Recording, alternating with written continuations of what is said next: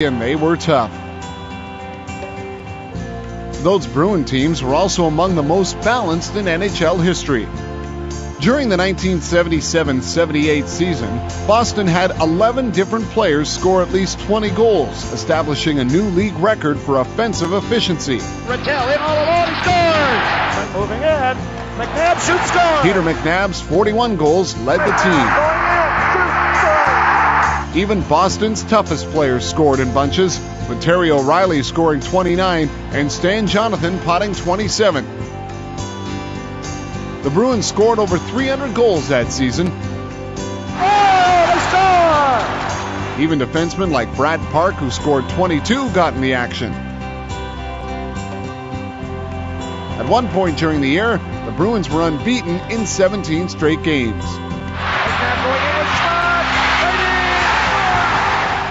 Despite boasting the most well-balanced attack in NHL history, the Bruins lost to Montreal in 6 games in the Stanley Cup Final that spring. Rookie Blake Wheeler is well on his way to scoring 20 this season. 13 goals so far, including a hat trick against the Toronto Maple Leafs the first time he met that hockey club. You know what, Blake Wheeler, he knows how to score big goals, and he has great timing when it comes to when he scores those goals. Like, for example, he scored his first ever NHL career goal in his first ever NHL regular season game. Here's how he felt doing just that. It was great. I was obviously really nervous to be out there in Colorado, and I was just trying to do my best to fit in out there and not look like an idiot. And it was a nice play. Krejci found me, and I just kind of took a whack at it and then found the net somehow. And just 28 days later, your first career hat trick. Versus who? Yeah, ironically enough, here we are. That was obviously a very special night, and the puck was bouncing my way, and I guess good things happen sometimes, and we were just working hard out there, and I don't know, I guess I could throw a couple more cliches your way and try to justify it, but I don't know, it was a good night. Well, I'm going to take you back to something you've likely been asked about quite a bit over the course of your hockey career, not necessarily your NHL career. I was watching some video of you as a Golden Gopher. And not often does college hockey make ESPN's top 10. How much of a boost to your cred will we say perhaps at your school for scoring that goal to win in overtime when Minnesota beat North Dakota? Well, it was really cool atmosphere that game. You know, I can't say enough about just how great of a scene it was for college hockey. To see the XL Center, it was 19,000 people in there, and it was just a great energy in the building. So to have it end that way, kind of on a fluky goal, but a pretty special goal for our program, was pretty great, especially against a top rival like North Dakota. So for the next few days at school, the classmates obviously probably recognized me a little bit more. So that was pretty cool. It was very special to win a championship in front of that crowd. Can you call it a fluky goal when it was like almost exactly mirrored perfect Neil Broughton's goal from 1979 when the Golden Gophers beat North Dakota, ironically again? That was a cool, quirky goal. Yeah, I mean, I don't think it was fluky in terms of just pure luck. I mean, it was what I was trying to do.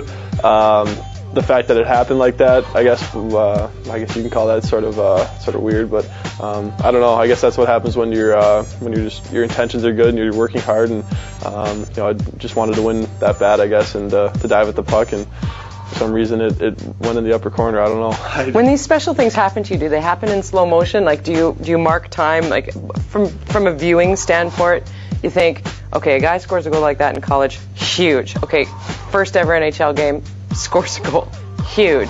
Hat trick within the first, month and a bit of being an NHL player. Like, these are special landmarks. Like, do you kind of look back and think, wow? Well, I haven't had the chance yet. No? I just try to keep everything in perspective, and I think if I start looking in the past and start trying to pinch myself, maybe I'll wake up and come back down to earth. So I just try to take things day by day, game by game, and I feel like if I just go out and work hard and stay within Coach Julian's system and just keep my intentions team centered, and I guess that's the best you can do. And then I guess individuals have success when the team's having success. So I think we truly believe that, as the team goes, so do all the parts, and that's why we've been successful this year.